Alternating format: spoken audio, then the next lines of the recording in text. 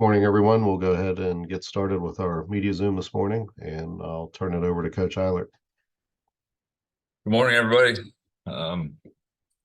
want to recap the Florida trip. I thought for the most part, we had a lot of positive moments. Outside of a 10-15 minute stretch against SMU, we played pretty good basketball, considering, the challenges we're facing. And so I'm very, pleasantly surprised at, I wouldn't say pleasantly surprised. I've been happy with the way we're competing. I'm excited the way we're competing and the way we're handling these challenges, but we just got to figure out a way to, get over that hump and figure out a way to be more disciplined down the stretch, take care of the ball a little better and figure out a way to come out of these games with victories. So I've been very encouraged with the way we competed the last couple games, and, certainly not the outcome we had in mind in terms of, coming out of a 2-game stretch in Florida, but it is what it is at this point. We're 2-3. Now we got to move forward with 4 games at home and take advantage of our home stretch. Yesterday we had to take the day off and due to NCAA rules. So we took that day off. We spent some time as a team together and, had a nice meal and even went bowling and spent some time together. And you could tell that the guys needed a day off. I believe I got in bed at 4 a.m., coming back from Florida. So travel's never easy, and it never seems to be. Everything seemed to be delayed, and we had to fly in and out of Pittsburgh rather than Clarksburg. So got us in a little bit late and got in bed by about 4. So I think everybody slept in yesterday, and yesterday afternoon we spent some time together, did some bowling, and got a good night's sleep last night. So we're going back to work today, focusing on Bellarmine and focusing on them today and tomorrow, and getting ready to take on a good solid basketball team that's coached very well on Sunday afternoon. So excited to have the next 4 games at home. Really need Mountaineer Nation to back us and support us and show up and give us that energy that we need to get over the hump and get going in a positive direction. And I think we will, but we could use some help from our the loyal supporters that continue to back us and support us.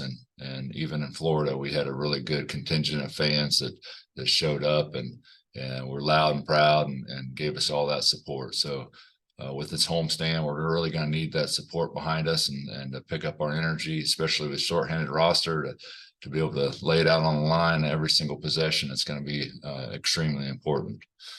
And back to Bellarmine, very well coached team, a team that presents so many. I mean, each team presents different challenges. Bellarmine has a group that it seems to be that they all can shoot it. They all take care of the ball. They move the ball efficient. They keep it moving.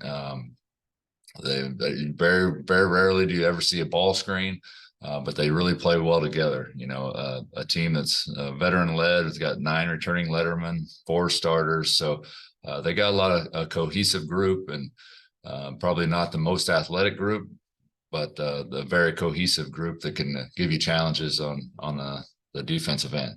So open it up to questions. Questions for Coach? Go ahead and unmute yourself and go ahead, Justin.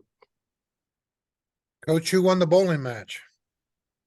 It certainly wasn't me. I was doing a lot of experimentation with some spins and whatnot. So I took an L to my son. I know that. And I had to pay him some cash on the side because, you get to a point where they're old enough to beat you. And that's a hit on your old ego. So that's right. Yeah. I took an L to my son, but it seemed like everybody was having a good time in their respective lanes, and I'm excited to see everybody, come together and do some things outside of basketball. And even Coach DeMar had a lot of family in town. So he, after we got done eating there, at Kegler's together, he had a bunch of them over to his house. So it was a good day for everybody to, get a good night's sleep in after the late return, and the fact that everybody slept probably till noon or later, it sounds like, and we spent the afternoon together and hopefully got a great night's sleep last night, and now we're, in the weight room and grinding in the weight room and preparing for Bellarmine. Hey, the question I want to ask about Bellarmine, I mean, you've dealt with scheduling directly for the last 4 or 5 years at least, probably, Yeah. right? Yeah. With what Coach Davenport does there with his non-conference schedule, if you're a Power Five team, does it take anything more than a phone call to schedule them? They're one of those teams that nobody really wants to play. And even going back to the Missouri State game, and the first thing that Dana had to say to me was thank you. He said, thank you for playing us. We can't get anybody to play us. And some of these teams that a lot of the Power Five schools do really shy away from playing because they can cause a lot of problems for certain teams. And we've never really been a team to shy away from competition or shy away from those teams that can help you with your resume come March. So that's the type of approach we've had scheduling. So whether we change that approach moving forward, it all depends on how settled in we get with our roster and moving forward in terms of our growth. So certainly I probably would have scheduled a little differently knowing our circumstances. Right. And going into this season with all the challenges and 3 starters down and playing a short bench, I would have scheduled a heck of a lot different knowing that. But that's where we're at, and it's nobody's fault. Within our program right now, we're just trying to get through this stretch and with minimal damage so we can get back to as much as a full strength roster as we possibly can given our circumstances.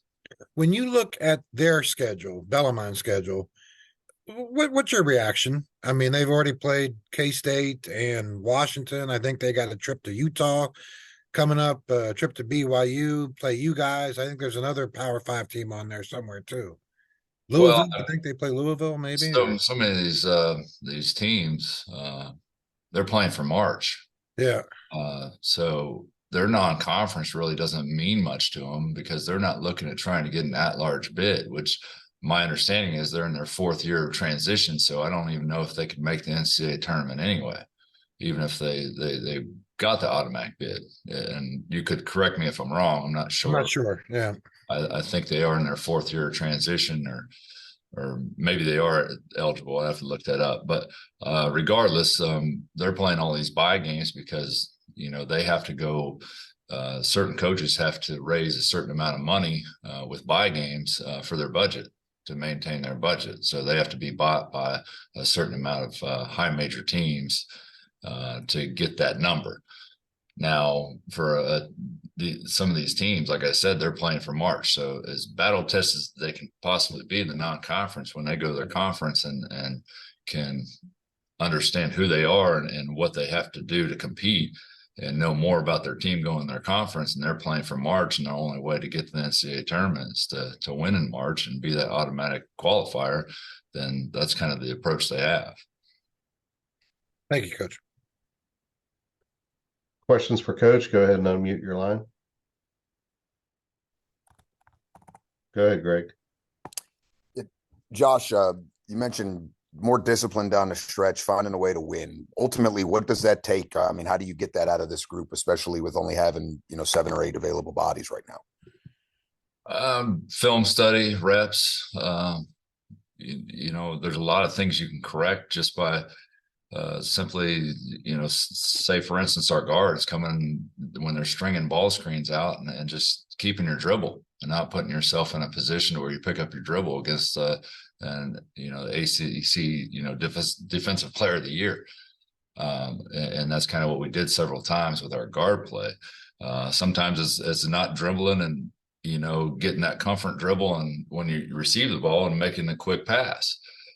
So we're making some mistakes from that end to where if we just think of things differently and approach things differently and handle, and a lot of these guys are put in positions they've never been put in before. So they're trying to get that comfort level. So the more we can rep it, the more we can show them on film. Some of them very simple things to clean up, but it's got to register, with them and their basketball IQ before we can clean it up.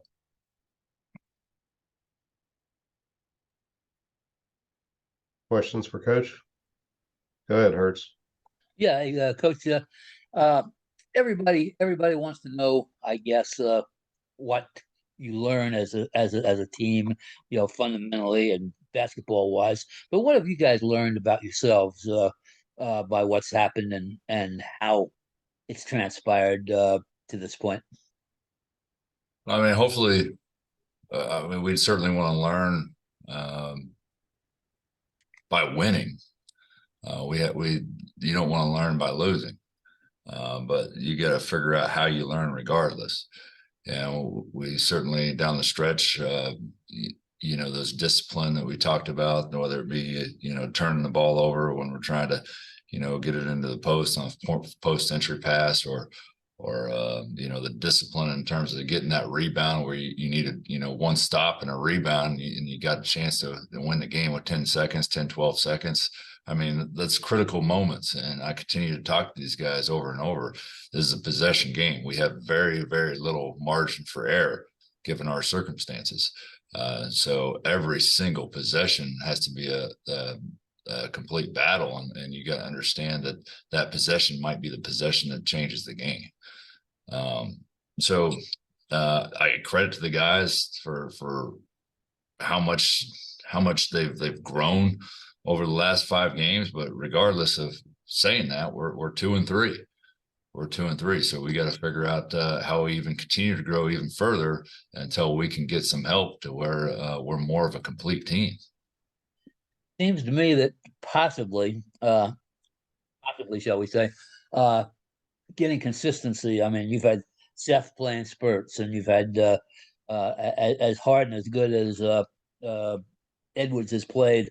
There's been moments where he hasn't. A part of that's obviously due to being tired, but part of it's also, just a lack of consistency, I guess, is the way you put it. Yeah, we can't get too one-dimensional by any means. We have to throw it into the post, and we have to utilize Jesse because he is, our bread and butter in a lot of ways. But we got to make shots, surrounding him, and we got to get those guys confident. And I had that deep conversation with them at halftime. I looked down the stat line, and all of our shooters were over, and I'm like, guys.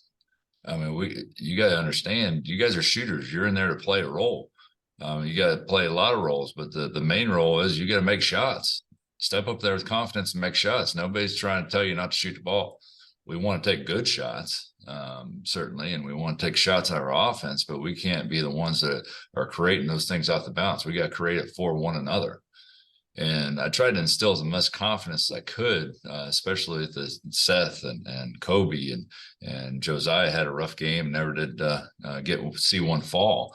But those guys got to figure out, where their shots are coming from and what's a good shot, what's a bad shot. And I think they know, but I think at this point, sometimes we've crippled them a little bit with, hounding them like, play with your instinct. At the end of the day, I need you to play with instinct. You're a shooter. Don't question a shot.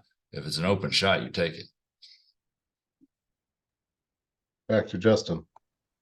Hey, Coach, I got a 2-part question here, and they're both kind of focused on the roster here. Obviously, the challenge is shorthanded. And 4 games, you're getting back Kerr, which obviously helps. But in your opinion, though, I mean, there are still shorthanded challenges to face even when he comes back, isn't there? Yes, there's plenty of challenges still, and I'm not entirely, I haven't lost all hope for Raekwon. I still think there's a possibility to see Raekwon. So I hope that things change in that regard. I'm an optimistic person. So I see down the road that we got help with Kerr, definitely. Maybe some of these tests and things that are going on with the Cook can give us, an opportunity to see him back on the floor at some form or fashion. So we're trying to figure that out in the meantime. And Raekwon's situation is certainly not dead. So yeah, I mean, I hope that the only thing I do know right now is Kerr's coming back in for 4 games. does that entirely help our depth? It doesn't hurt anything whatsoever to have a point guard out Sure, there to help sure. distribute. I think we're going to get a heck of a lot better shots, and he's going to create us a lot better shots. And that's no knock on Kobe. Kobe's done an extremely a great job given his circumstances, and so. But to bring more depth to the guard position and a guy that's been so proven, and even in the last 2 years, I think he led the Pac-12 in assists per game. So to have a guy like that getting people, creating for people is going to be extremely valuable to our offense. And you can see that based on our numbers and our production, even in the 2 games, whether it be Vanderbilt and George Mason, where we had Kerr to work with, compared to the games we haven't. It's been it's a huge difference in just one guy not be able to, run the show and create. The other question was about Raekwon, and I heard your statement after the Virginia game the other night with his lawyers and his family lawyers are kind of taking it from here. Obviously the court system is not swift in this country, and I'm not sure how something like this would go. But if it were to drag on and then all of a sudden you get to February or mid-February and something happens where he could play, if it's that late in the season, is there a decision there to be made on your part on whether or not it would be worth him? I've thought about that a lot, and it's definitely if it is something that's drug out all too long, then it's gonna be a decision whether what's best for Raekwon. And from my perspective, so much of this, and I'd love to see him on the floor and he could really help us and help our team, but what's best for Raekwon is not happening by the NCAA.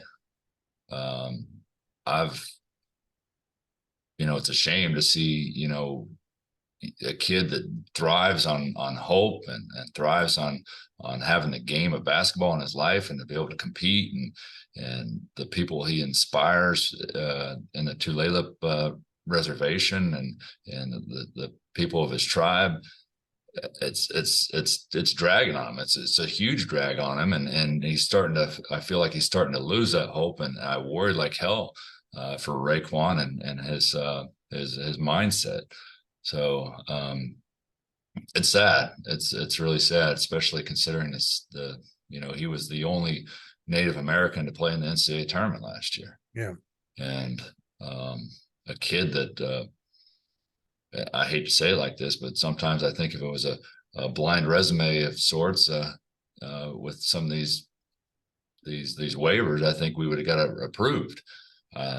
But it's just a shame. It's a complete shame for, talk about the wellness and of a student athlete. And I don't think they've at one point denied the fact that we have a mental health situation in this regard, and the fact that we still denied it, or the NCAA denied it twice, is a crying shame, if you ask me. So if it does drag out, I mean, I'm guessing you have a certain date or a point in your mind where it wouldn't make sense, even if you were clear. That would be a decision I'd have to make with Raekwon in terms of doing the best by him. And right now, I just worry about his headspace, and I love that kid to death, and he's such an outstanding human being, and he's went through a heck of a lot of challenges in his life, and to have to go through not only losing his coach at Montana State to transferring here to, I had a connection with him in the recruiting process, but he came here to play for Coach Huggins and lost another coach, and I stepped in as that role, and good thing that we had such a good relationship from day one. But he's went through 2 coaching changes in the last, less than a year, and here we are. I mean, we're not denying the fact that he has a mental health issue, but we're still denying him the possibility to taking basketball out of his life for a year. It just doesn't make sense to me. And one last thing with the shorthanded roster. I mean, it's one thing for you guys to talk about it and, for us to ask you questions about it. And you can, obviously everyone can do math. The SMU game, though, was really kind of the first game where it probably felt uh, like a shorthanded kind of roster. I'm just kind of wondering, what were the reactions after that game? I'm sure everyone was tired and that kind of thing, but and then moving forward, I mean, shorthanded is kind of going to be the topic of discussion, for the rest of the year almost. How after that SMU game, how do you deal with it now moving forward? Well, first and foremost, I hope our guys understand, and we've talked about it before. The only person that's played big minutes in their career has been Jesse Edwards. So looking back now, Seth has played big minutes now for 5 games. Yeah. Kobe has, Josiah has. Hopefully, we get ourselves more accustomed to playing these big minutes to where we feel like we're more comfortable with the rotation and the role we're in. We got to play the hand we're dealt. Right now, this is the hand we're dealt. So we got to figure that out. Back to the SMU game, yes, they kind of took advantage of us. They had the numbers. They had the Right. numbers. Right. They could make it a very physical game, and they did. I mean, that was smart on his part. He could throw guys at Jesse all night long and foul and make them call it, because he had no problem with his guys being in foul trouble. He could just send another athlete at Put us. another guy in. Now, where it really came into play, and I could have probably done better job from a coaching perspective, was in that second half when we were breaking the press, which, hindsight's 2020. Had we, back some of those, advantage situations where we got numbers and we broke the press rather than attack, we maybe probably should have pulled it out and ran some offense and slowed it down. And but that's a double-edged sword too. If Sure. the way we're playing, if we're up 11 at halftime, had we converted early in the second half and stretched that out to a 18, 20 point lead, that might have been a heck of a lot different ball game too. They might have backed out the pressure. So we were very aggressive against their pressure early in the second half. We just didn't convert. We had several opportunities and layups at the rim that we didn't convert.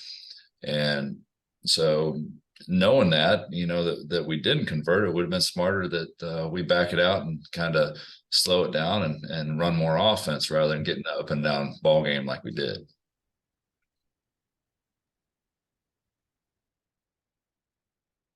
Coach, I think that's all the time we have for today. I appreciate your time today, and thanks to everyone for calling in. Thank you.